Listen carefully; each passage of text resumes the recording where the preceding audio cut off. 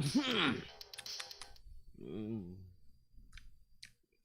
it's afternoon, and I've just had like a meeting.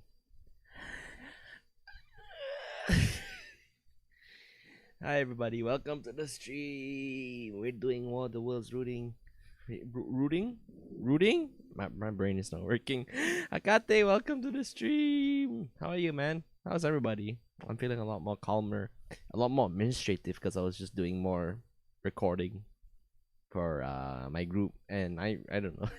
All this administrative work is actually making me miss my internship, to be honest.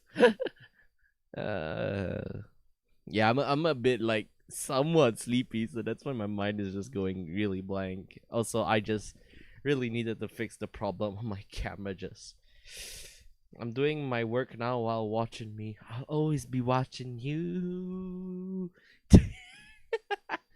All right, so you told me you was working on data and comms, right? Yeah, that's good luck. I hope your exam went well, man.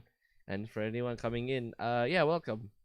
Today we're gonna be doing a more calming reading of what's it called again? War of the Worlds. Also, my cup is huge. Why is my cup so huge? Okay, there you go. Anyway, welcome to the stream. I hope you enjoyed the voice, because I've been trying hard to make sure my eyes are like not half shut most of the time, and I swear to God, it's always half shut. Like, how do I play video game? Like, when you watch me, how do you wonder how does this weird looking chibi goblin thing? Tofu32, hello, welcome to the stream. Hi, hello, welcome to the stream. We're reading War of the Worlds today. As you can see right here, I got the oh, hello. How are you, man? Hope you're doing fine. Today we're just gonna do a bit more reading for War of the Worlds. As you can see here, what the hell is that noise? Hello? Something just disconnected. I think it was just my controller. Anyway, like I said, War of the Worlds, and from the last time, let's do a brief recap of where we reached them. Okay, so from the last chapter, from this book especially, let me just tell you the publisher. The publisher of this particular book, edited by Patrick Padrinder, is published by Penguin Classics, and an imprint of Penguin Books, and this was released in um I don't actually I can't read this. When was it released? 2005? Ah, yeah, 2005, but it's just reprinted for a hard copy. So I bought the hard copy of War of the Worlds because I'm a good Samaritan. I always pay for my literature. So how are you, Tofu? How are you doing, man? Just doing a brief reading stream, and just a little sci-fi. I like to do this stream because it's calming and just, an exposure of literature. It's a classic. No one can find me for this unless if I do like a reading of Ender's Game. So let me just pull up the rules here again. Generally, this should be how it goes. So I will read the selected story uninterrupted for 30 minutes. And like for a refinement of rules, right? I think what happens is maybe not 30 minutes, maybe at the end of every chapter, because some of the chapters in this book are varying in length.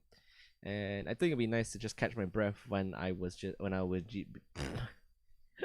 my mating brain is just taking over. My fingers just want to type, but I'm just here reading. I really love reading though.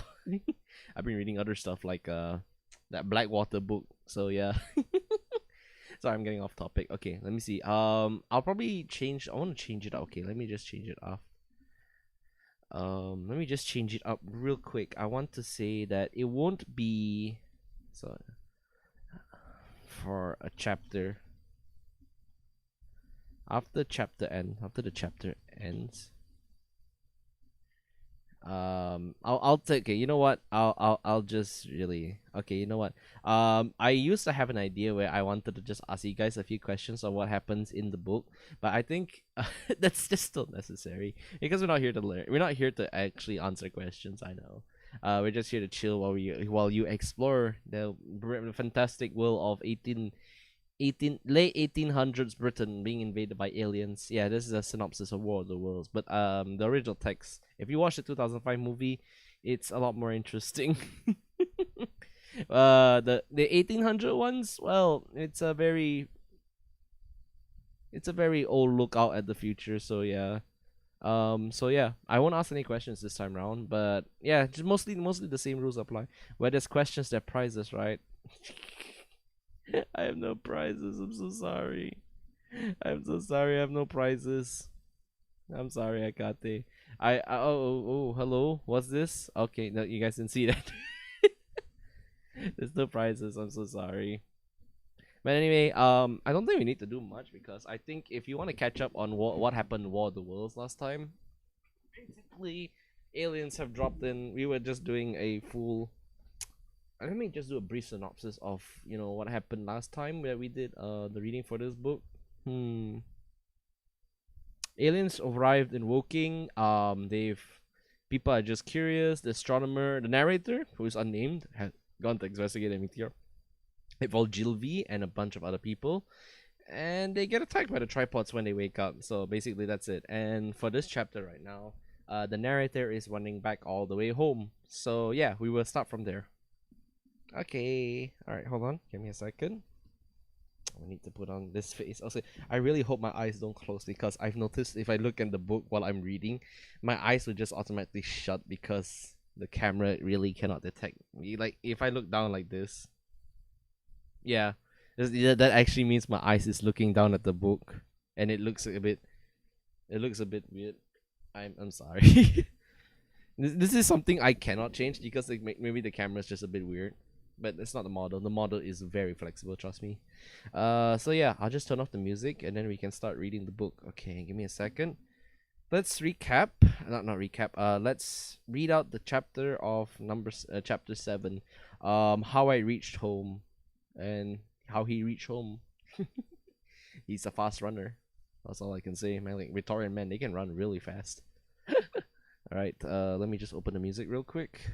We're gonna be playing the Tiberian Sun soundtrack because this is infinitely more spacey for this stream, and I just really like it. Also because I definitely have not been playing Tiberian Wars in the background. No. When I stream, I am focused, laser focused. All right. So to answer your question, Akate, no, I don't have any prizes for you guys. But the prize is you can get an ara from me. I'm just kidding. No, I'm just kidding. Please don't. Okay, so let's just read the book before I end up saying something I regret. Okay, let's see here. No, I can't say no. No, for me. I regret my words now. No, I don't like it.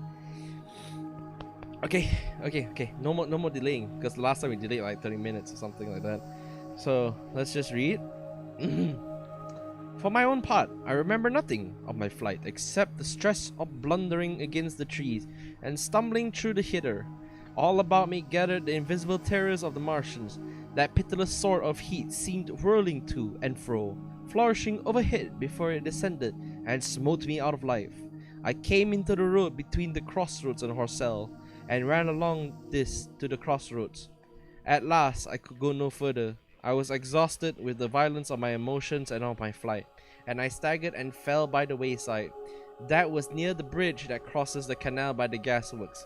I fell and I lay still. I must have remained there for some time. I sat up, strangely perplexed. For a moment, perhaps, I could not clearly understand how I came there. My terror had fallen from me like a garment. My hat had gone, and my collar had burst away from its fastener. A few minutes before there had only been three real things before me: the immensity of the night and space and nature, my own feebleness and anguish, and the near approach of death. Now it was as if something turned over and the point of view altered abruptly. There was no sensible transition from one state of mind to the other.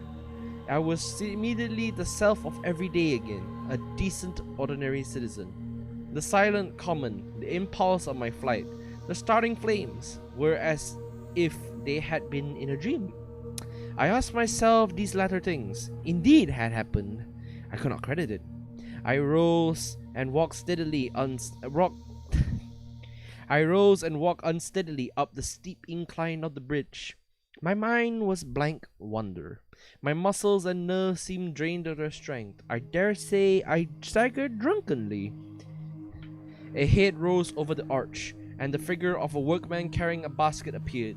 Beside him ran a little boy. He passed me, wishing me a good night. I was minded to speak to him, but did not. I answered his greeting with a meaningless mumble and went on over the bridge.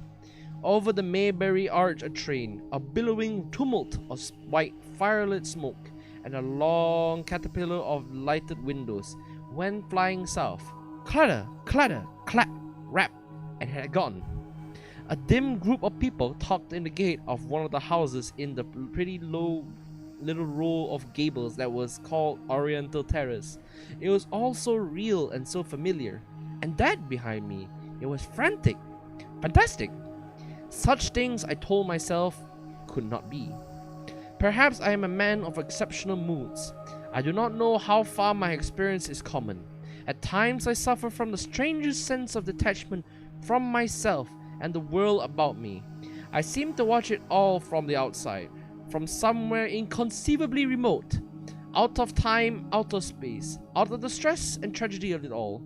This feeling was very strong upon me that night. Here was another side to my dream.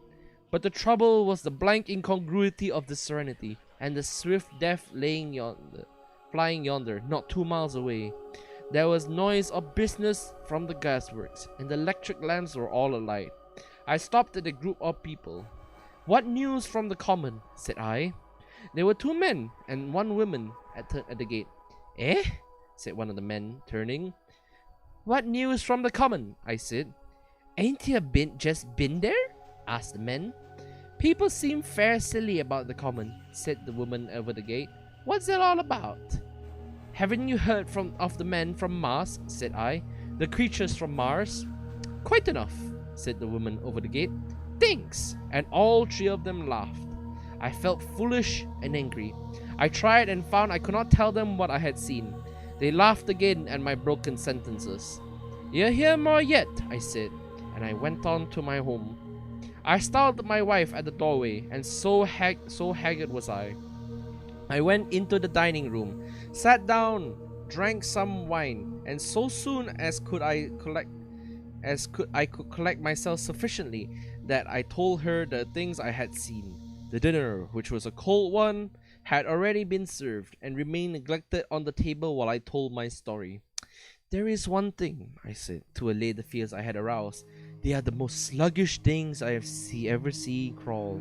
They may keep the pit and kill people who come near them, but they cannot get out of it. But the horror of them!" "Don't, dear," said my wife, knitting her brows and putting her hands on mine. "Poor old Gilvy," I said. "To think he may be lying dead there." My wife, at least, did not find my experience incredible. When I saw how deadly white her face was, I ceased abruptly. "They may come here," she said again and again. I pressed her to take wine, and tried to reassure her. "They can scarcely move," I said. I began to comfort her and myself by repeating all that Ogilvy had told me of the impossibility of the Martians establishing themselves on Earth. In particular, I laid stress on the gravitational difficulty. On the surface of Earth, the force of gravity is 3 times what it is on the surface of Mars. A Martian, therefore, would weigh 3 times more on Mars, albeit his muscular strength would be the same. His own body would be the cope of lead to him. That, indeed, was the general opinion. Both the Times and the Daily Telegraph, for instance, insisted on it the next morning, and both overlooked, just as I did, 2 obvious modifying influences. The atmosphere of the Earth, we now know, contains far more oxygen, or far less argon, whichever way one likes to put it, than does Mars. The invigorating influences of this excess of oxygen upon the Martians indisputably did much to counterbalance the increased weight of their bodies. And in the second place, we all overlook the fact that such mechanical intelligence as the Martians possessed was quite able to dispense with muscular exertion at a pinch. But I did not consider these points at the time, and so my reasoning was dead against the chance of the invaders. With wine and food, the confidence of my own table, and the necessity of reassuring my wife, I grew by insensible degrees courageous and secure. "They have done a foolish thing," said I, fingering my wine glass. "They are dangerous because no doubt they are mad with terror. Perhaps they've expected to find no living things, certainly no intelligent living beings. A shell in a pit, said I. If the worst comes to the worst, we'll kill them all. The excitement of the events had no doubt left my perceptive powers in a state of eroticism. I remember that dinner table with extraordinary vividness even now. My dear wife's sweet, anxious face peering at me from under the pink lampshade, the white cloth with its silver and glass table furniture, for in those days even philosophical writers had many little luxuries. The crimson purple wine in my glass are photographically distinct. At the end of it I sat, tempering nuts with a cigarette, regretting Ogilvy's rashness and denouncing the short-sighted timidity of the Martians. Some respectable dodo in the Mauritius might have lauded it in his nest, and discussed the arrival of that ship full of pitiless sailors in want of animal food. We will peck them to death tomorrow, my dear. I did not know it, but that was the last civilized dinner I was about to eat for many strange and terrible days. Alright, and that is it for chapter 7. We will move on to Friday night after I take a sip. Also, Shark, I see you trying to sneak into class. You're gonna get punished for that. I'm gonna beat you up. No, I'm not gonna beat you up. I'm gonna discipline you. I'm gonna make you stand outside the class. Like, you can't come in anymore. You can't come in anymore. Wah!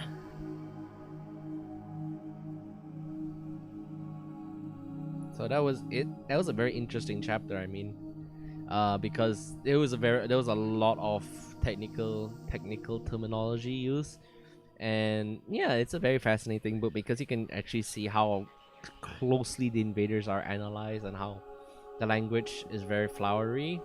So yeah,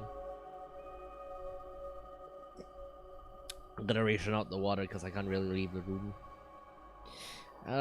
Okay, so if there's no questions, not really a whole bunch of questions really. My mind was just like, this is a pretty cool chapter. You guys probably were just surprised by the group of people who like, oh, what's this then? You come out the thing, you say alien. Nah, no such thing as aliens. It was funny to me because I was just reading it and it was like, this guy literally comes up to you, looks like a hobo. They must have had a wife with kids because his shirt does look pretty proper. And flower language, my mind stopped there for a yeah, that's the thing about all these old books when it comes to around pre-World War II, pre-World War One. The language tends to be very flowery, very Victorian-esque, and from my linguistic studies, the change of language into something more informal as we see today in online communications did not really start until like, well, into the Cold War, because informality is the hallmark of the lower class. And you don't really get to see most of this nowadays because the lower class and the middle class are now all mixed up. Even the upper class individuals, like the rich class people, they may find themselves using all these languages because it is, well, a marketing strategy basically. So if you want to appeal to the lower class and the middle class people, you can just speak whatever you want in mind. This is a more scientific book in that accord basically, and this was basic. I guess I can say this is a counterpoint, but that the language you use here in War of the Worlds is basically what could fit the lower class because they usually talk like this. It just, as time evolved, our understanding of informal languages have changed as well. All right. Sorry, I ranted on. I think understanding the language, right? Understanding the difference in English that we see here in War of the Worlds is a crucial thing to understand the language. So if you got your free time, you can go look up Victorian English and research from there. Do it in GSTOR. Don't do it like me. Don't do it from what's it called? Sci-Hub. Don't look up Sci-Hub or LitGen for Victorian English. You're a dirty cheater and you're paying all these people really bad money. Like the universities are gonna find you and they're gonna hunt you down. They're gonna say, you didn't pay for this paper. You didn't pay for this paper from us.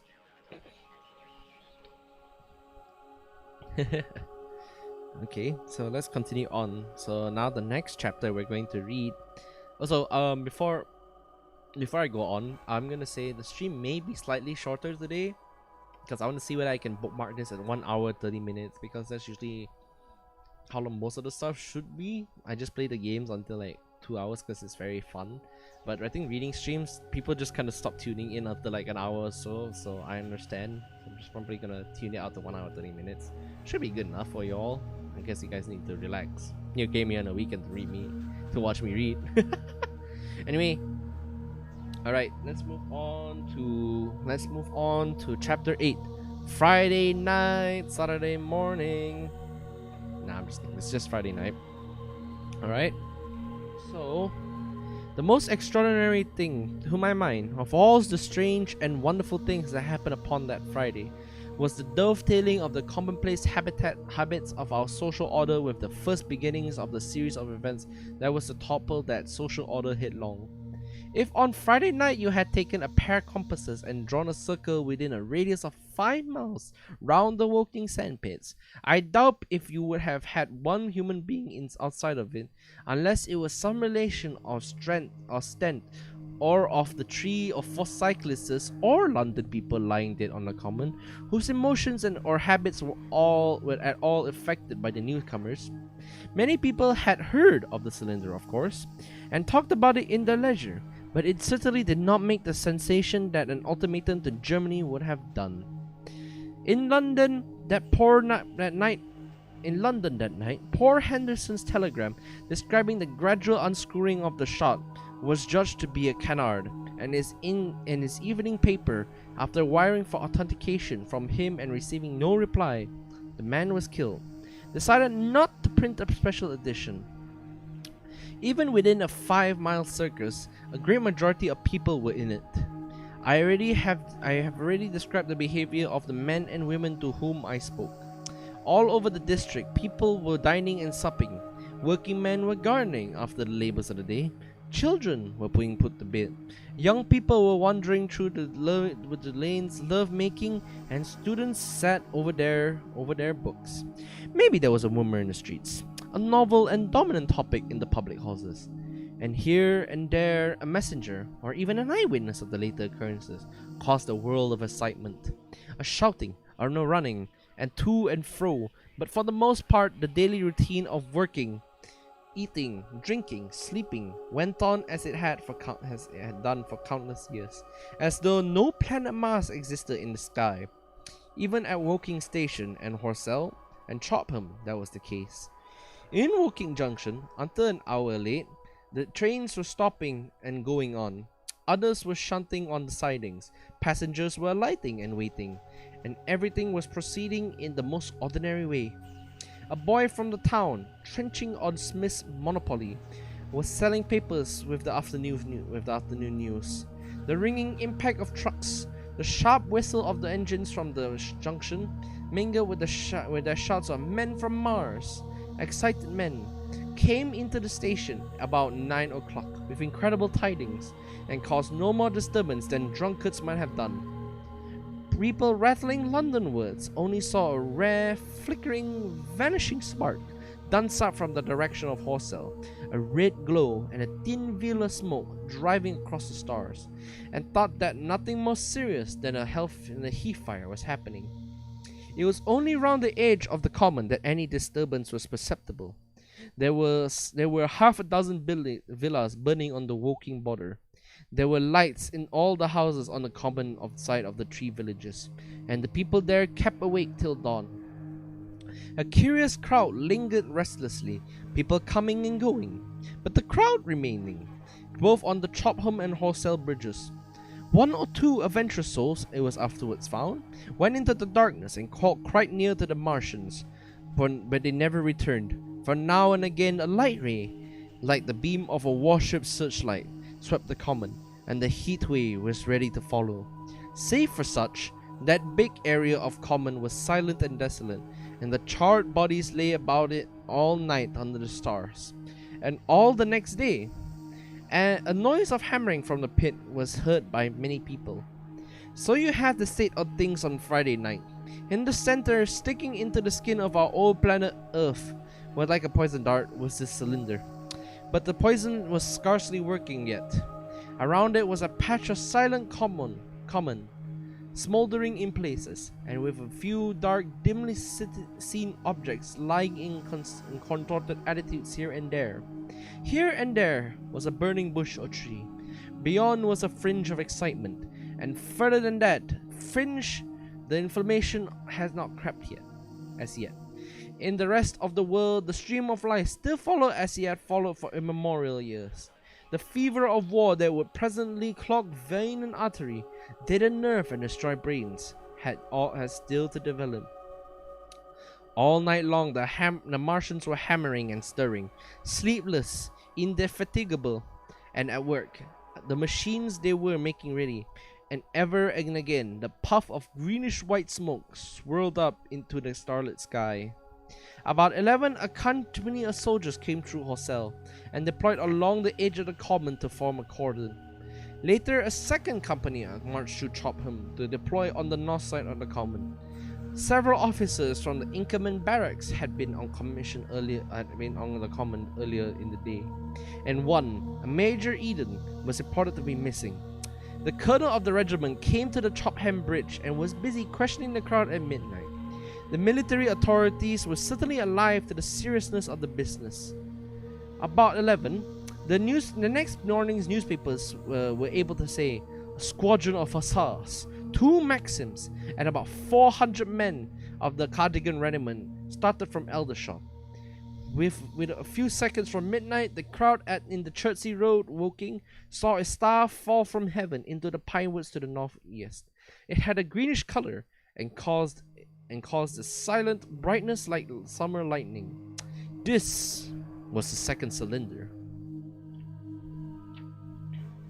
And so we move on to chapter 9, the fighting begins. That was intense. It just kind of showed you how, even though there were like invaders across like in the country itself, there's literally no one giving a shit, which is funny because they would have seen the smoke and be like, oh shit. If there was an alien attack today, it would be widely believed. But since this is a time where aliens were just a very unknowable concept, and it's more likely that Germans could have been coming in, the idea of the Martians attacking Britain was so fantastical. No one would have seen it then, but now they will see it. Alright, I will BRB. I need to get some waters before my throat gives out. I'm so sorry. I'll be right back.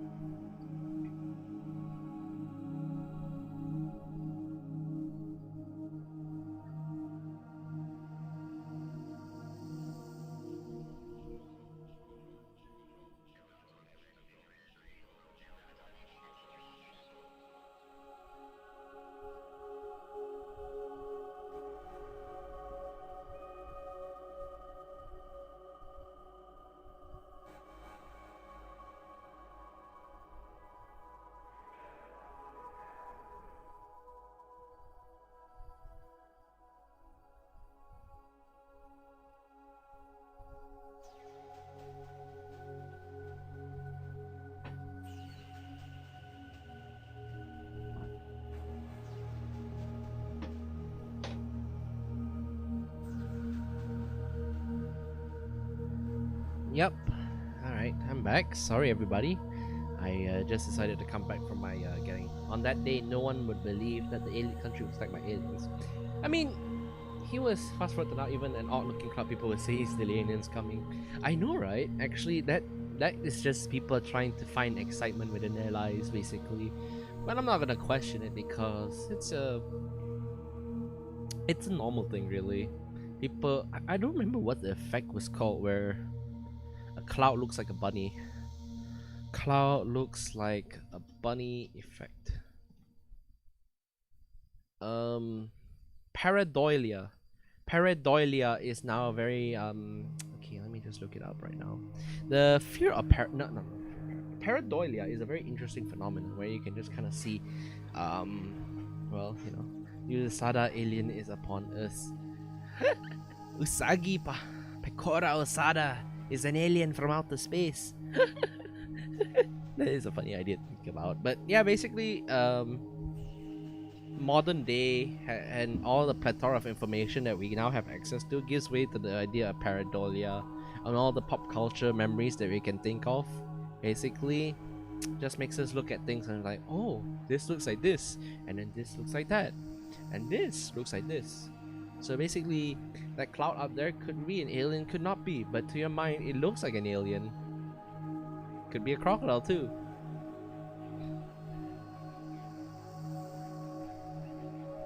But I wouldn't say it's completely wrong, because I think even in America, right? Let's say, no, let's not even use America. Let's use Malaysia.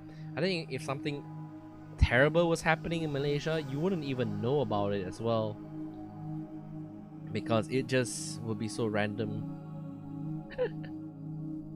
So yeah, basically that's that. But that's my thoughts about it, because, well, it's hard to accept the unusual until it comes knocking on your door, basically. So that's my perspective of the book.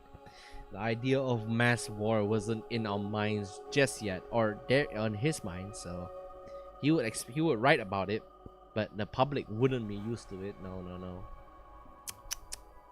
Okay, like this is also partially practice for my throat, because sometimes, right, when I read a book, my throat would just give out, or if I talk for like a long time, it actually hurts my throat. Like right now, the roof of my throat is actually, my roof of my mouth is hurting. It's not a bad thing per se, because it does mean I need to practice my talking a lot. It just happens when I talk a lot for like a long time. So yeah. Alright, so we have drank a lot of water. I think we can move on to chapter 9. This is where the fighting begins. So now the action part happens, and as you can see in the last chapter, they were bringing cavalries, and they were bringing in army soldiers who actually understood the grievances of the threat. But you're about to find out how well they do. Alright. My back a bit hurts.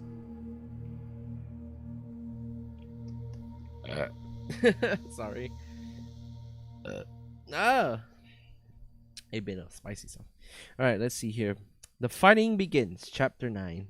Suddenly lives in my memory as a day of suspense. It was a day of lassitude too. Hot and close, with, I am told, a rapidly fluctuating barometer.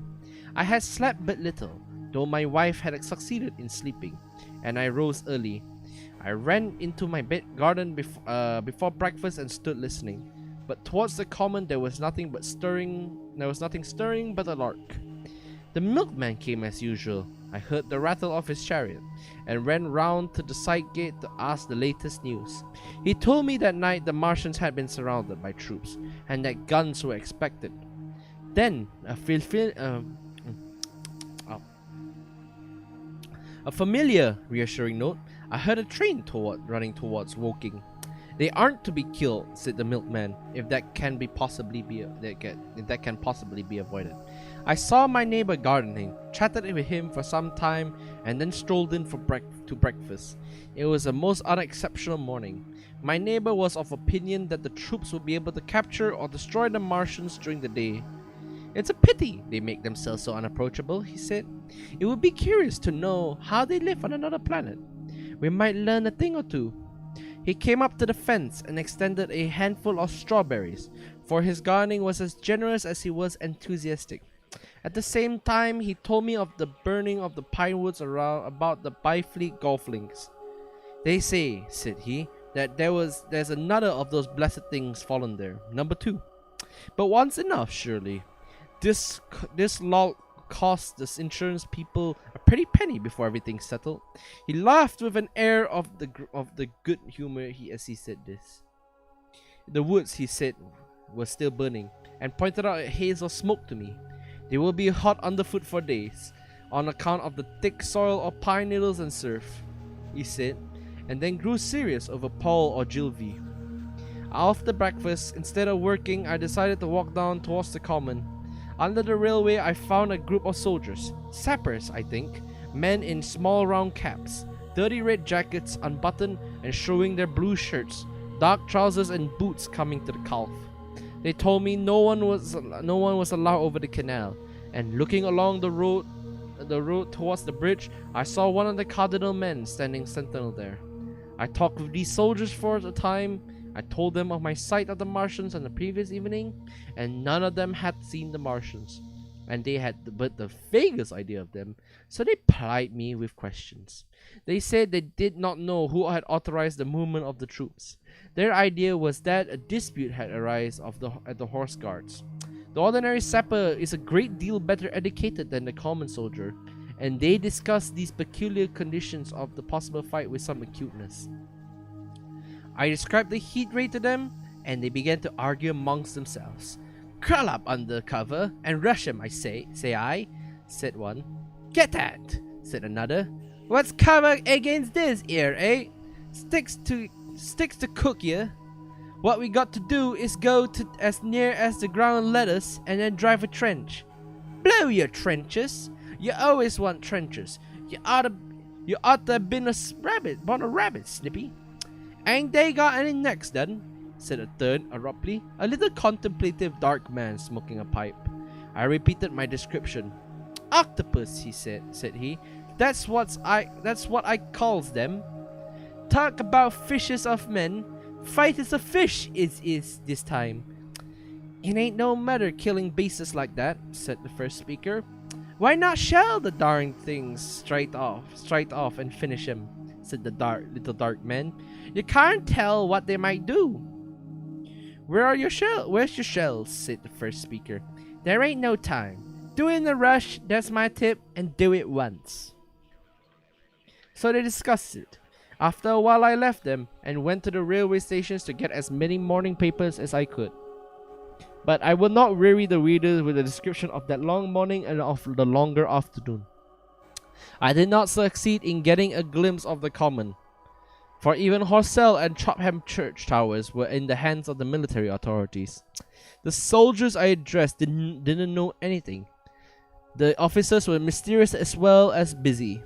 I found people in town quite secure again in the presence of the military, and I heard from the first time from the marshal, the tobogganist, that his son was among the dead among the common. The soldiers had made the people on the outskirts of Horsell lock up and leave their houses. I got back to lunch at about 2, very tired, for as I said, the day was extremely hot and dull, and in order to refresh myself I took a cold bath in the afternoon. About 4:30, I went up to the railway station to get an evening paper, for the morning papers had contained only a very inaccurate descriptions of the killing of Stent, Henderson and Ogilvy and the others. There was little I didn't know. The Martians did not show an inch of themselves. They seemed busy in their pit, and there was a sound of hammering and an almost continuous streamer of smoke. Apparently they were busy getting ready for a struggle. Fresh attempts may have been made to signal, but without success, was the stereotype formula of the papers. A sapper told me it was done by a man with a ditch in a ditch with a flag on a long pole. The Martians took as much notice of these advances as we should of the lowing of a cow. I must confess the sight of all this armament, all this preparation, greatly excited me. My imagination became belligerent and defeated the invaders in a dozen striking ways. Something my schoolboy dreams of battle and heroism came back. It hardly seemed a fair fight to me at the time. They seemed very helpless in their pit of theirs. About 3 o'clock they began the thud of a gun at measured intervals from Chertsey or Addlestone. I learned that the smouldering pine wood into which the second cylinder had fallen was being shelled, in the hope of destroying that second object before it opened. It was only about 5, however, that a field gun reached Chopham for use against the first body of Martians. About 6 in the evening, as I sat with my wife in the summer house talking vigorously about the battle that was lowering upon us, I heard a muffled detonation from the common. Immediately after, a gust of firing. Close on the heels of that came a violent, rattling crash quite close to us that shook the ground, and starting out upon the lawn, I saw smoky red flame, and the tower of the little church had beside it had slid into ruin. The pinnacle of the mosque had vanished, and the roof line of the college itself looked as if a 100-ton gun had been at work upon it. One of our chimneys were cracked as if a shot flew, and a piece of it came clattering down the tiles and made a heap of broken fragments upon the flower bed by my study window. My wife stood amazed, then realized that the crest of Maybury Hill must be within range of the Martians, now that the college was clear out of the way. At that, I gripped my wife's arm and without ceremony ran her out onto the road. Then I fetched out the servant, telling her I would go upstairs for my box she was clamoring for. "We can't possibly stay here," I said. As I spoke, the firing reopened for a moment upon the common. "But where are we to go?" I thought, perplexed, that I remembered her cousins at Leatherhead. "Leatherhead!" I shouted above the sudden noise. She looked away from me downhill. The people were coming out of their homes astonished. "How are we to get to Leatherhead?" she asked. Down the hill I saw a bevy of hussars right under the railway. 3 galloped through the open gates of the Oriental Bridge. 3 galloped through the open gates of the 2 others dismounted and began running from house to house. The sun shining through the smoke that drove up from the top of the trees seemed blood red, and threw an unfamiliar lurid light that spread light upon everything. "Stop!" said I. "You are safe here." And I started off at once for the spotted dog, for I knew the landlord had a horse and a dog cart. I ran, for I perceived that in a moment everyone upon this side of the hill would be moving. I found him in his bar, quite aware of what was going on behind his house. A man stood with his back to me, talking to him. "I must have £1," said the landlord, "and I have no one to drive it." "I'll give you 2, said I over the stranger's shoulder. "What for?" "No, I'll bring it back by midnight," I said. "Lord, what's the hurry? I'm selling my bit of a pig. £2 and you bring it back? What's going on now?" I explained hastily that I had no time, that I had to leave my home, and so secured the dog cart. At the same time, it did not seem nearly so urgent. Sorry, my brain is not working. So urgent that the landlord should leave his. I took care to have the cart there. And then drove it off down the road, and leaving it in charge of my wife and servant.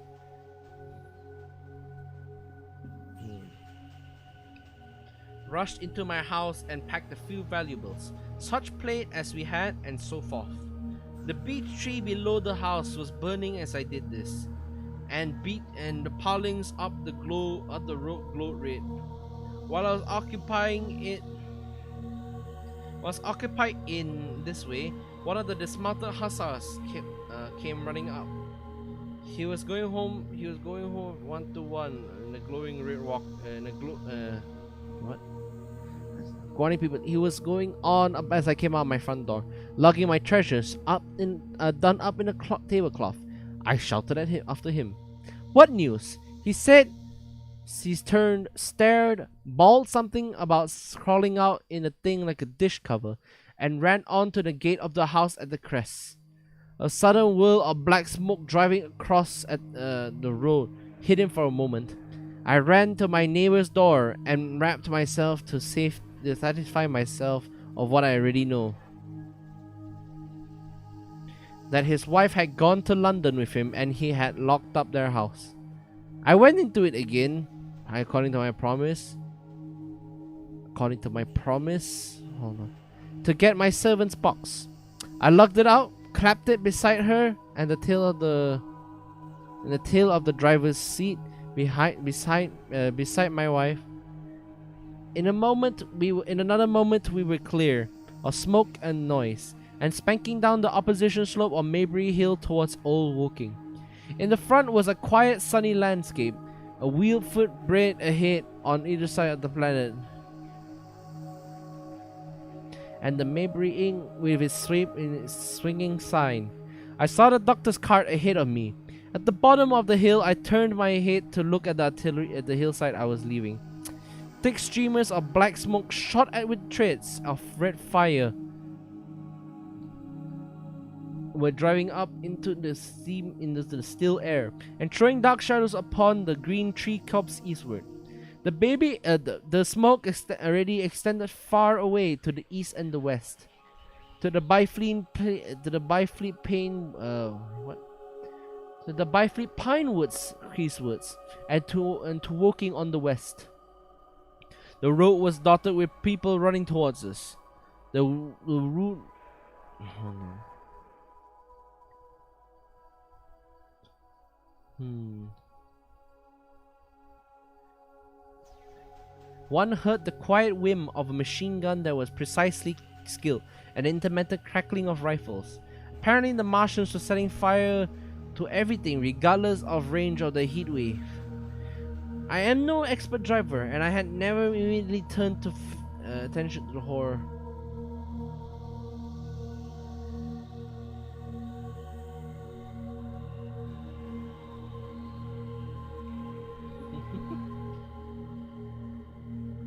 I am not an expert driver, and I had immediately to turn my attention to the horse. When I looked back again, the second kill had hidden the black smoke. I slashed the horse with the whip and gave him a loose rein until Woking and Senlei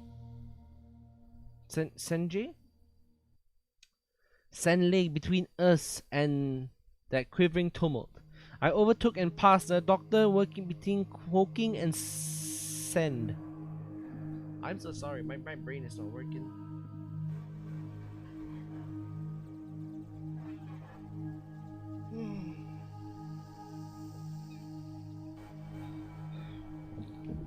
The aliens are getting closer. Let me just drink a bit more water. So sorry, Akate. Sorry, viewers as well. My voice is getting really sore. I don't know why, and I'm getting a bit sleepy.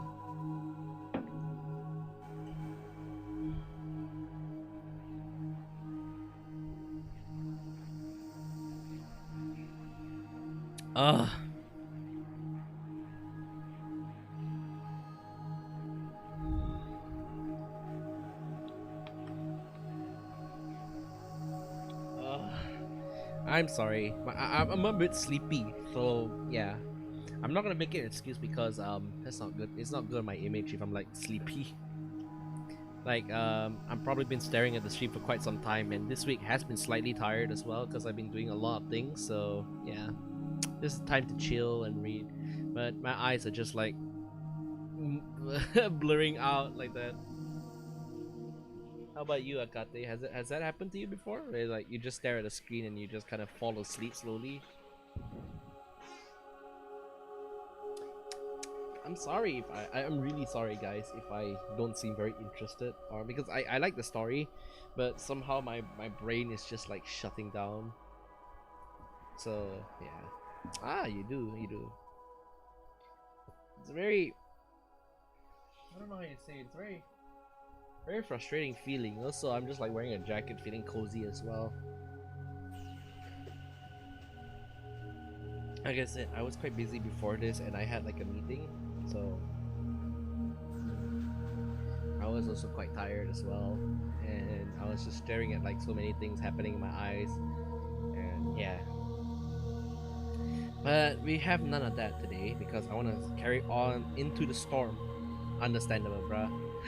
Thank you so much, Akate. You're always so dependable. And this goes for everyone in the chat right now. If you're lurking, I also am kind of sorry. I also am kind of sorry that I sound a bit tired.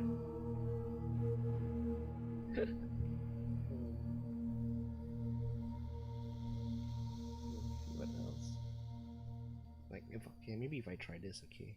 I'm gonna be right back. I gotta do a quick neck snap.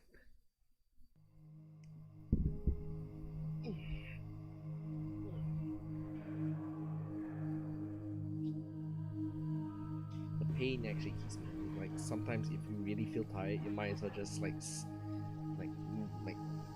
cut your neck. No wait, no, not cut your neck. I mean like snap your neck or twist it like until like the sharp pain hits you. It might actually keep you awake.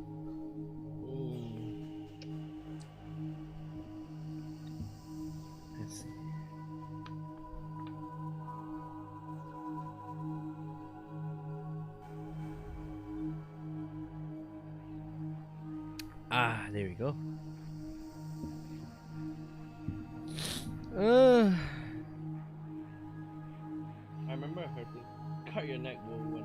No, Akate. I'm sorry. I didn't mean cut my neck. I mean like snap your neck. It's like you crack it. Yeah, when you hear the snap, it's really nice. Right? But this is also really random.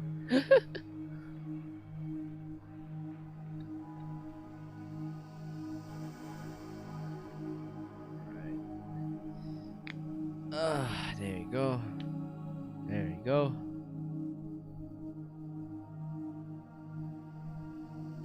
It all happens when I'm like doing songs as well, and I sing songs, and it's just very painful, I guess.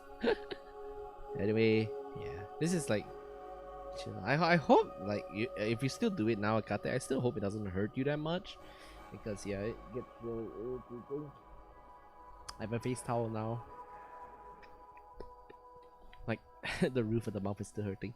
But I really like this reading streams. I like to say that even though I feel a bit sleepy today, or at least a bit tired, I do like all these reading streams because they're just a lot like, really chill. I can just relax for a little bit. It doesn't have to be too thorough, I guess. You can hear me slurring my words really badly, and I really have to apologize for it. Like I think I was having like thoughts about Tiberian Wars in my head, so I just ended up saying some random words instead of like the words I'm saying. Because when I read a book, I'm not used to like how do you say it? I'm not used to saying out the words loud. I'm more used to just passively reading it because I digest information much faster. Even my university professors are like that. They say read it out loud, but for me it just works another way. I don't think it's bad. I like listening to people. It's like listening to an audiobook. Yeah, that's exactly the kind of vibe I want to go for. Like all these segments, they're just made to be.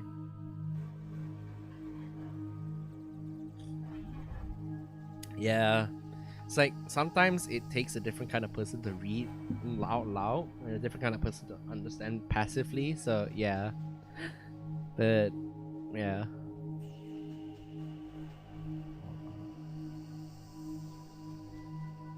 Alright.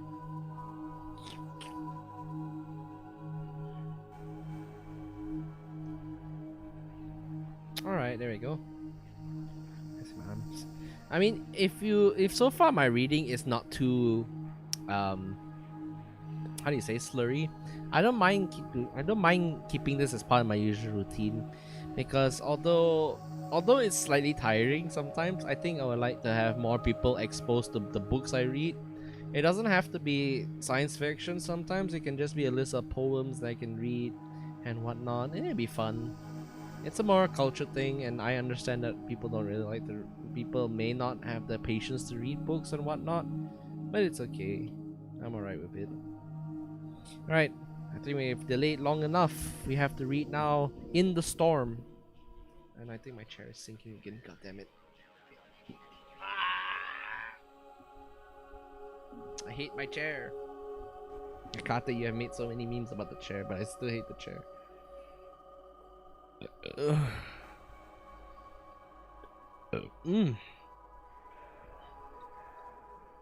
Woo. Okay, there you go. Much better. I hope you guys are enjoying the reading, because get new chair before I get you one. You're gonna buy me a new chair? Ah, that's so sweet of you. Don't buy me an actual real chair, because I'm gonna find you. Nah. It's okay. It's just my office chair. It won't look different here anyway. Anyway, let's continue on, by the way. Let me just clean up my mouth. And we're gonna move on to In the Storm. Leatherhead is about 12 miles from Maybury Hill. The scent of hay was in the air through the lush meadows beyond Pireford, and the hedges on either side were sweet and... Oh, can I say this word? Then the hedges on either side were sweet and gay with multitude of dog roses. The heavy firing that had broken out while we were driving down Maybury Hill ceased as abruptly as it began, leaving the evening very peaceful and still. We got to Leatherhead without misadventure about 9 o'clock, and the horse had an hour's rest while I took my supper with my cousins and commended my wife to their care. My wife was curiously silent throughout the drive, and seemed oppressed with forebodings of evil.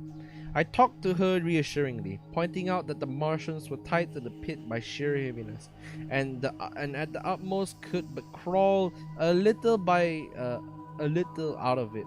But she answered only in monosyllables. Had it not been for my promise to the innkeeper, she would, I think, have urged me to stay in Leatherhead that night. Would that I had! Her face, I remember, was very white as we parted. For my own part, I had been feverishly excited. All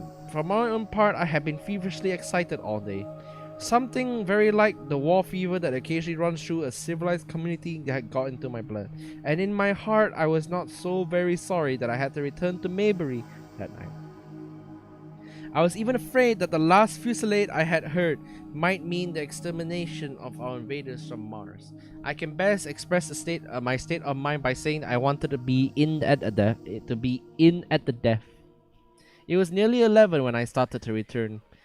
The night was unexpectedly dark. To me, walking out of the lighted passage of my cousin's house, it seemed indeed black, and it was hot as close as the day.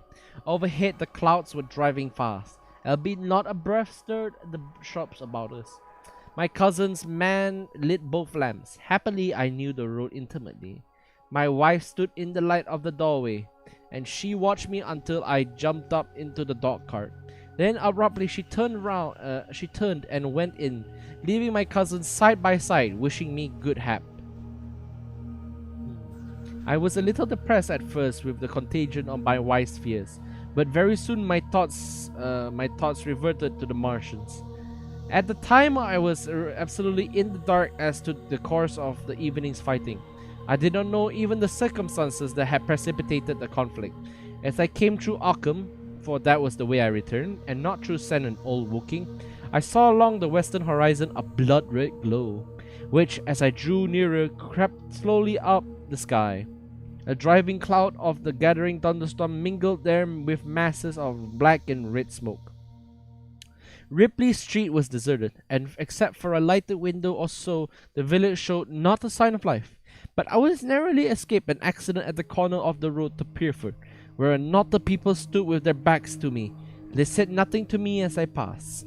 I do not know what they knew of the things happening beyond the hill, nor do I know if the silent houses I passed on my way were sleeping securely, or deserted and empty, or harassed and watching against the terror of the night. From Ripley until I came through Pierford, I was in the valley of the Way, and the red glare was hidden from me. As I ascended the little hill behind Pierford Church, the glare came into view again, and the trees about me shivered with the first intimation of the storm that was upon me. Then I heard midnight pealing out from Pierford Church behind me, and then came the silhouette of Maybury Hill, with its treetops and roofs black and sharp against the red. Even as I beheld this, a lurid green glare lit the road about me, and showed the distant woods towards Addlestone. I felt a tug at the reins. I saw that the driving clouds had been pierced as it were by a thread of green fire, suddenly lighting their confusion and falling into the field to my left. It was the third falling star! Close on its apparition and blindingly violent by contrast, danced out the fierce lightning of the gathering storm, and the thunder burst like a rocket ahead. The horse took the bit between his teeth and bolted. A moderate incline to run towards the foot of Maybury Hill, and down this we clattered. Once the lightning had begun, it went on in as rapid a succession of flashes as I have ever seen. The thunderclaps, treading one on the heels of another, and with a strange crackling accompaniment, sounded more like a working of a gigantic electric machine than the usual detonating reverberations. The flickering light was blinding and confusing, and a thin hail smoke gustily in my face as I drove down the slope. At first I regarded little but the road before me, and then abruptly my attention was arrested by something that was moving rapidly down the slope of Maybury Hill. At first I took it for the red roof of the house, but one flash following another it showed it to be in swift rolling movement. It was an elusive vision, a moment of bewildering darkness, and then, in a flash like daylight, the red masses of the orphanage near the crest of the hill, the green tops of the pine trees, and this problematic object came out clear and sharp and bright. And this thing I saw! How can I describe it? A monstrous tripod, higher than many houses, striding over the young pine trees and smashing them aside in its career. A walking engine of glittering metal, striding now across the heater, articulate ropes of steel dangling from it, and the clattering tumult of its passage mingling with the riot of the thunder. A flash! And it came out vividly, heeling over one way with 2 feet in the air, to vanish and reappear almost instantly as it seemed, with the next flash 100 yards nearer. Can you imagine a milking stool tilted and bowled violently along the ground? That was the impression those instant flashes gave. But instead of a milking stool, imagine it a great body of machinery on a tripod stand. Then suddenly the trees in the pine wood ahead of me were parted, as brittle weeds are parted by a man thrusting through them. They were snapped off and driven headlong, and a second huge tripod appeared, rushing as it seemed, headlong towards me, and I was galloping hard to meet it. At the sight of the second monster, my nerve went altogether. Not stooping to look again, I wrenched the horse's head hard round to the right, and in another moment the dog cart had heeled upon the horse. The shaft smashed noisily, and I was flung sideways and fell heavily into a shallow pool of water. I crawled out almost immediately and crouched, my feet still in the water under a clump of firs. The horse lay motionless. His neck was broken, poor brute, and by the lightning flashes I saw the black bulk of the overturned dog cart and the silhouette of the wheels still spinning slowly. In another moment the colossal mechanism went striding by me and passed uphill towards Pierford. Seen nearer, the thing was incredibly strange, for it was no mere insensate machine driving on its way. Metallic as it was, with a ringing metallic pace and long flexible tentacles, one of which gripped a young pine tree, swinging and rattling about its strange body. It picked its road as it went striding along, and the brazen hood that it surmounted it moved to and fro with the inevitable suggestion of a head looking about. Behind the main body was a huge mass of white metal, like a fisherman's basket, and puffs of green smoke sputtered out from the joints of the limb as the swanset swept by me. And in an instant it was all gone. So much I saw then, all vaguely for the flickering of the lightning, and in blinding highlights and dense black shadows. As it passed, I set up an exulting, deafening howl that drowned the thunder. Alloo! Alloo! And in another minute it was with its companion, half a mile away, stooping over something in the field. I have no doubt this thing in the field was the third of the 10 cylinders that they had fired from us from Mars. For some minutes I lay there in the rain and darkness, watching, by the intermittent light, these monstrous beings of metal moving about in the distance over the hedge tops. A thin hail was now beginning, and as it came and went, their figures grew misty and then flashed into clearness again. Now and then came a gap in the lightning, and the night swallowed them up. I was soaked in hail, with hail above and the puddle water below. It was some time before my blank astonishment would let me struggle up the bank to a dry position, or think at all of my imminent peril.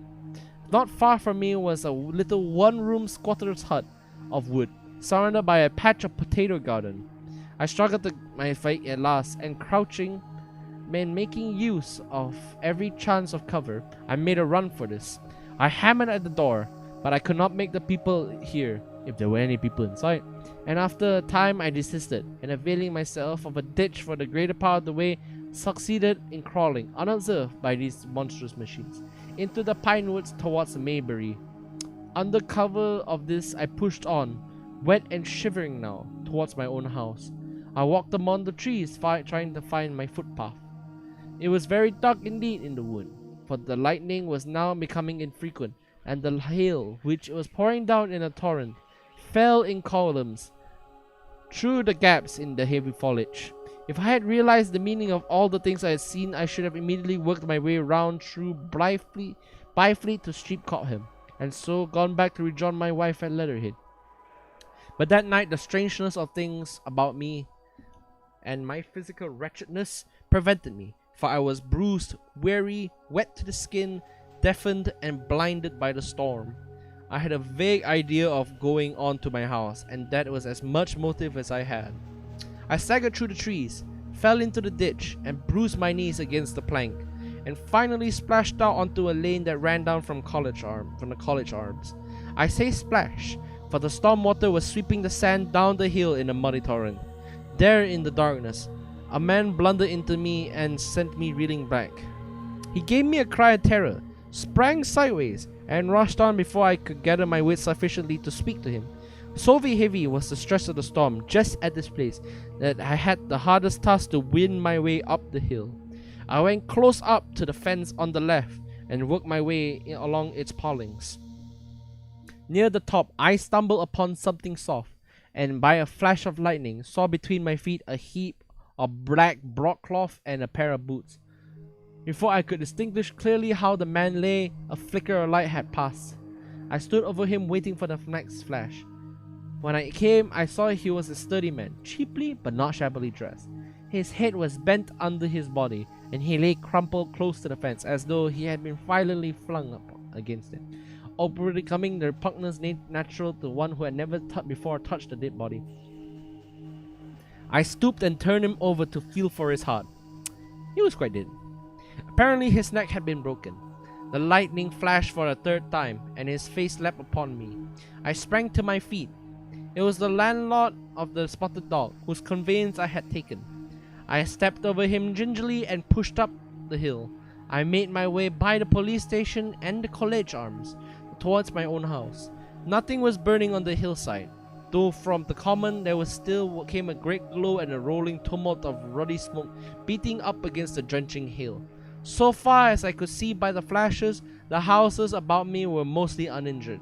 By the college arms, a dark heap lay in the road. Down the road towards Maybury Bridge, there were voices of sound and feet, but I had not the courage to shout or to go against them. I let myself in with my latchkey, closed, locked, and bolted the door, staggered to the foot of the staircase, and sat down. My imagination was full of those striding metallic monsters, and of the dead body smashed against the fence. I crouched at the foot of the staircase, with my back to the wall, shivering violently. And that ends chapter 10. And now we have seen the alien tripods invading Britain. It's scary. It's very scary to meet these things in the middle of the night. I'm not really sure how, like for the pine trees, they might have been really tall, but damn, it must have been really scary just seeing one of these. Yeah, the description of the dead man was kind of succinct and scary. So yeah, spooky.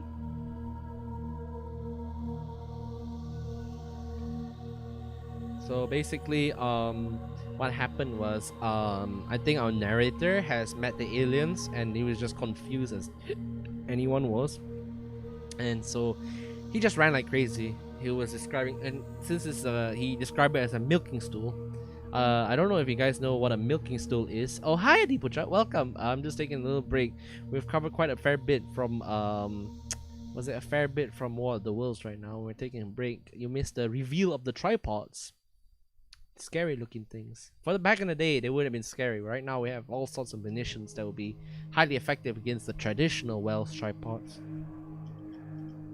This is why in 2005, the movie, they gave them force fields and beam weapons.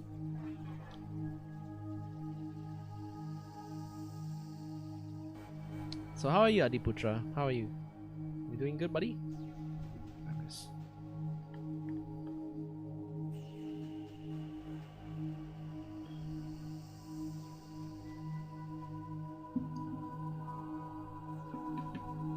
Just drinking a bit water.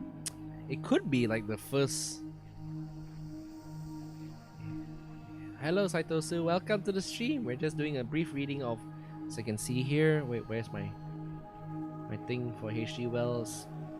We're reading War of the Worlds, and we have covered now chapter 10 and are now moving into chapter 11 at the window. And now we have seen the tripods. First we have seen a turret coming out from the pit and woking and killing people, and now we've seen the tripods making their first move against humanity.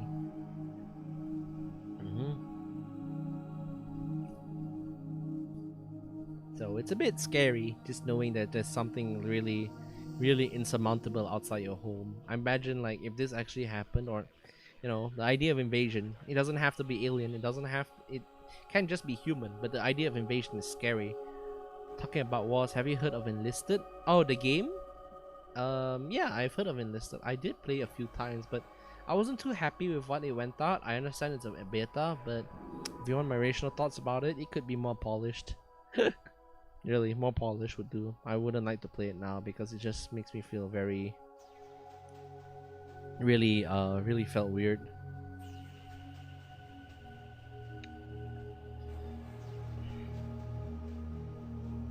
So I apologize.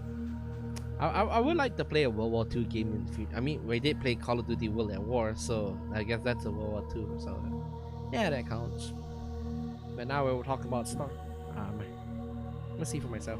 Oh, you just started downloading it? Oh well, have fun with it actually. I don't think it's a bad game. It has potential because you actually have a squad of AI following you, but that usually has a bunch of limitations. I'd rather you just be working with squads of your own, and then you can just pick the AI. If there's a commander system, that would be much more better. But then again, I'm asking a bit too much from the developers already. So how's your day, Saitosu? How are you doing?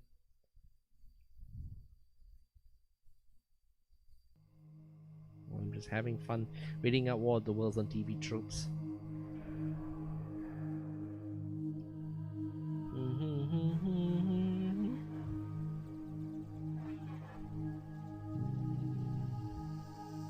I mean, the idea of you've been running around reading mangas. Cute. Yeah, that's good. That's good. I'm just sitting here chilling. We're taking a break before we move on to the next chapter. So as you can see here is 1:15. I am a bit. I hope you have a good day. You have a good day though. Yeah, I'm pretty tired today actually, but well, it's okay. We're a decent ways into the book actually. We're at chapter 11 now, so yeah, we're in a pretty good ways. Stick around. You can just listen. I'm doing like a small audiobook like thing because I just want to read this book because it's fun. War of the Worlds is a classic everyone should read. Whether it fascinates you, well, it's highly up to personal taste. But yeah, understandably, not all books are for everybody. So yeah.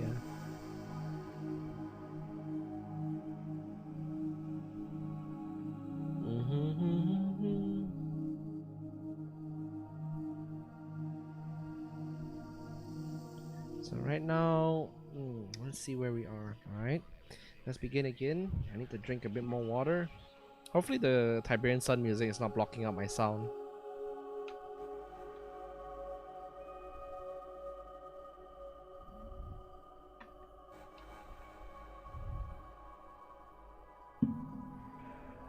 Also, there's something wet on my arm, but I'm not so sure.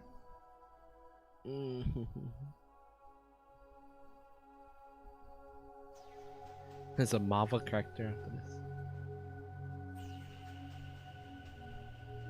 Alright, so let's continue. Let's continue our reading of the book. We are now at the window, which is chapter 11. And after this, I will see whether I want to stop or want to do one more chapter. Because from the earlier stream, we did until page 30, and then now we're going on until like, yeah. So let's begin at the window. I have already said that my storm of emotions have a trick of exhausting themselves. After a time, I discovered that I was cold and wet, and with little pools of water about me on the stair carpet, I got up almost mechanically, went into the dining room, and drank some whiskey. Then I was moved to change my clothes. After I had done that, I went upstairs to my study. But why I did so, I did not know. The window of my study looks over the trees and the railways towards Horsell Common. In the hurry of our departure, this window had been left open. The passage was dark, and by contrast with the picture, the window frame enclosed, the side of the door seemed impenetrably dark. I stopped short of the doorway. The thunderstorm had passed. The towers of the Oriental College and the pine trees about it had gone, and very far away, lit by a vivid red glare, the common about the sandpits was visible. Across the light, huge black shapes, grotesque and strange, moved busily to and fro. It seemed indeed as if the whole country in that direction was on fire. A broad hillside set with minute tongues of flame, swaying and riding with the gusts of the dying storm, and throwing a red reflections upon the cloud scud above. Every now and then, a haze of smoke from some nearer conflagration drove across the window and hit the Martian shapes. I could not see what they were doing, nor the clear form of them, nor recognize the black objects they were busied upon. Neither could I see the nearer fire, though the reflections of it danced on the wall and the ceiling of the study. A sharp, resinous tang of burning was in the air. I closed the door and noiselessly crept towards the window. As I did so, the view opened out until, on the one hand, it reached up to the houses about Woking stations, and on the other to the charred and blackened pine woods of Byfleet. There was a light down below the hill, on the railway, near the arch, and several of the houses along the Maybury Road and the streets near the stations were glowing ruins. The light upon the railway puzzled me at first. There was a black heap and a vivid glare, and to the right of that a row of yellow oblongs. Then I perceived that this was a wrecked train, the forepart smashed and on fire, the hinder carriages still upon the rails. Between these three main centres of light, the houses, the train, and the burning country towards Chopham, stretched irregular patches of dark country, broken here and there by intervals of dimly glowing and smoking ground. It was the strangest spectacle, that black expanse set with fire. It reminded me, more than anything else, of the potteries at night. At first I could distinguish no people at all, though I peered intently for them. Later I saw, against the light of Woking stations, a number of black figures hurrying one after the other across the line. And this was the little world in which I had been living securely for years. This fiery chaos. What had happened in the last 7 hours I still did not know, nor did I know, though I was beginning to guess, the relationship between these mechanical colossi and the sluggish lumps I had seen disgorged from the cylinder. With a queer feeling of impersonal interest, I turned my desk chair towards the window, sat down, and stared at the blackened country, and particularly at the three gigantic black things that were going to and fro in the glare about the sandpits. They seemed amazingly busy. I began to ask myself what they could be. Were they intelligent mechanisms? Such a thing, I felt, was impossible. Or did a Martian sit within each, ruling, directing, using, much as a man's brain sits and rules in his body? I began to compare the things to human machines, to ask myself for the first time in my life how an ironclad or steam engine would seem to an intelligent lower animal. The storm had left the sky clear, and over the smoke of the burning land, the little fading pinpoint of Mars was dropping into the west, when a soldier came into my garden.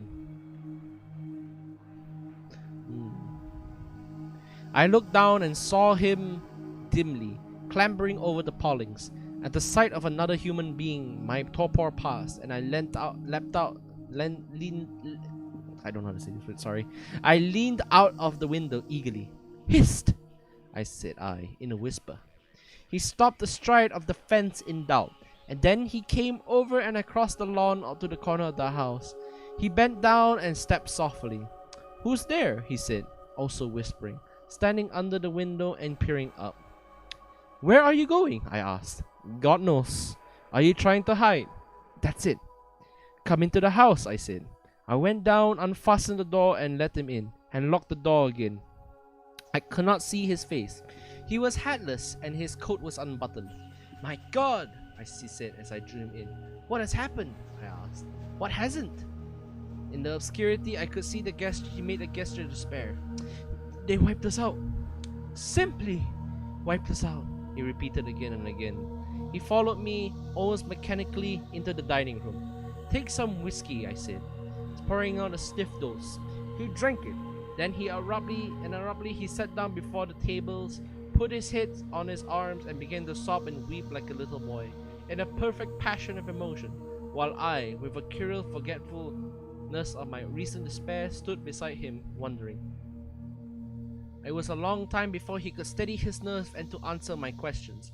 Then he answered perplexingly and brokenly. He was a driver in the artillery and had only come into action about 7. At that time, firing was going across the common, and it was said the first party of Martians were crawling slowly towards the second cylinder under the cover of a metal shield. Later, this shield staggered up on tripod legs and became the first of the fighting machines I had seen. The gun he drove had been unlimbered near Horsell in order to command the sandpits, and its arrival it was that had precipitated the action. As the limber gunners went to the rear, his hot throat in a rabbit hole and came down, throwing him into a depression of the ground. At the same time, the gun exploded behind him, the ammunition blew up, and there was fire all about him. And he found himself lying under a heap of charred men and dead horses. "I laid still," he said, "scared out of my wits. With the forequarter of a horse on top of me, we had been wiped out. And the smell, good God, like burnt meat. I was hurt across the back by the fall of the horse, and there I had to lie until I felt better. Just like parade, it had been a minute before. And stumble, bang, swished. Wiped out," he said. He had hid under the red horse for a long time, peeping out furtively across the common. The Cardigan men had tried a rush, in skirmishing order at the pit, Slimty to be swept out of existence. Then the monster had risen to its feet, and begun to walk leisurely to and fro across the among the few fugitives, with his head like hood turning about exactly like the head of a cowled human being. A kind of arm carried a complicated metal case, about which green flashes scintillated, and out of the funnel of this smote the heat ray. In a few minutes there was, so far as the soldier could see, not a living thing upon the common, and every bush and tree upon it that was already not a blackened skeleton and was burning. The hussars had been on the road beyond the curvature of the ground, and he saw nothing of them. He heard the Maxims rattle for a time and then become still. The giant saved Woking Station and its cluster of houses until the last. Then in a moment the heat ray was brought to bear, and town became a heap of fiery ruins. Then the thing shut off its heat ray, and turning its back upon the artillerymen, began to waddle away towards the smoldering pine woods that sheltered the second cylinder. And it did so. A second glittering titan built itself out of the pit. The second monster followed the first, and at that the artilleryman began to crawl very cautiously across the hot heather ash towards Horsell. He managed to get alive into the ditch by the side of the road, and so escaped to Woking. There his story became ejaculatory. The place was impossible. It seemed there were a few people alive there, frantic for the most part, and many burnt and scalded. He was turned aside by the fire, and hid among some almost scorching heaps of broken wall as one of the Martian giants returned. He saw this one pursue a man, catch him up in one of his steely tentacles, and knock his head against the trunk of a pine tree.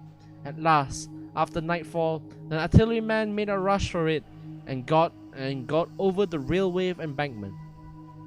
Since then, he had been skulking along towards Maybury in the hope of getting out of danger Londonward. People were hiding in trenches and cellars, and many of the survivors had made off towards Woking village and Send.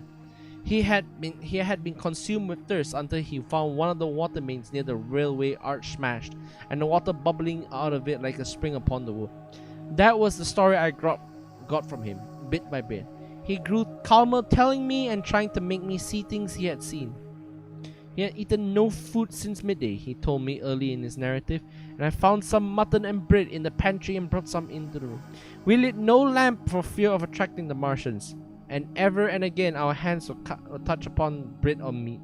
As he talked, things about us came darkly out of the darkness, and the trampled bushes and broken trees outside the window grew distinct. It would seem that a number of men or animals had rushed across the lawn. I began to see his black face blackened and haggard, as no doubt mine was also. As we had finished eating, we went softly upstairs to my study, and I looked out again at the open window. In one night, the valley had become a valley of ashes. There were now the fires had dwindled now. Where flames had been there were now streamers of smoke. But the countless ruins of shattered and gutted houses and blasted and blackened trees that the night had stood out there, gaunt and terrible in the pitiless light of dawn. Yet here and there some object had the luck to escape. A white railway signal here, the end of a greenhouse there, white and fresh amid the wreckage. Never before in the history of warfare had destruction been so indiscriminate and so universal. And shining with the growing light of the east, 3 of the metallic giants stood about the pit, their cowls rotating as though they were surveying the desolation they had made. It seemed to me the pit had been enlarged, and ever and again puffs of green or vivid green vapor streamed out of it, towards the brightening dawn, streamed up, rolled, broke, and vanished. Beyond were pillars of fire about Chopham. They became pillars of bloodshot smoke that first touch of day. And here we will see the first mention of the character of the artilleryman, the very early description of a PTSD survivor back in Wells' day, and a very interesting depiction of PTSD as he had been buried under dead bodies, and the sight of it, which was genuinely quite horrifying. I was doing a study of this. All right, it's 1:30 now. So at the site.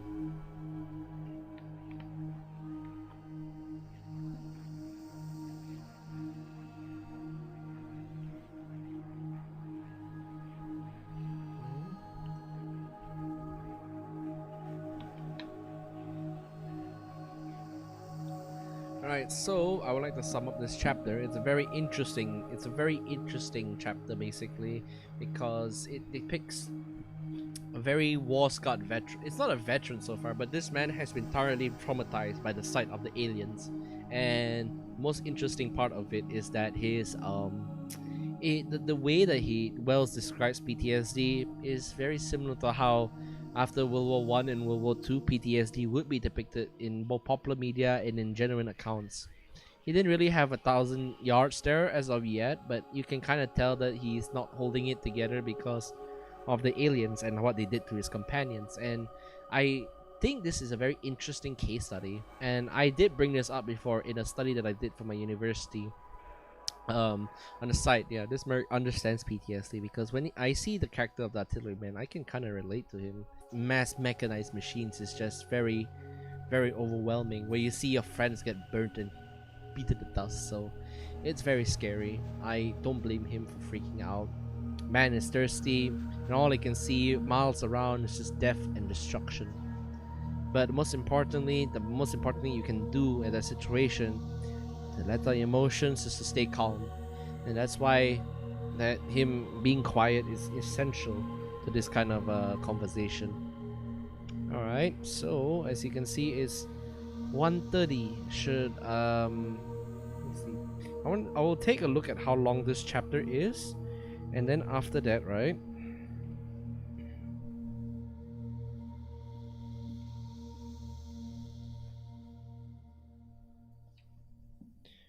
Okay, so this chapter is fairly long, so I think I'll end it here today because it's already 5:30 and I don't want to drag your interests a bit too long. So I guess that's it for War of the Worlds today. So let's put it down in your bookmarks.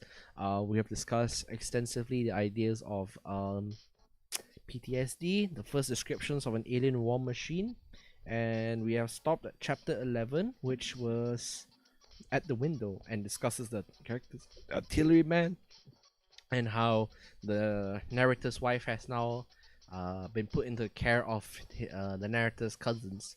And like I said, the most interesting about this book is a multitude of things that predicted the later war, World War One. This kind of mechanized warfare would just generally tend to, how do you say it, traumatize people. Let me just So this kind of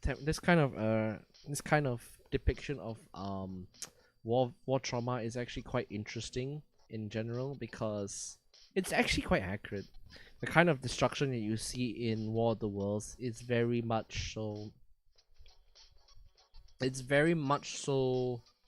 How do you say it? It's very real. It's very primal. It's very well. It is technologically advanced, but when the 1914 when the World War sorry, memory.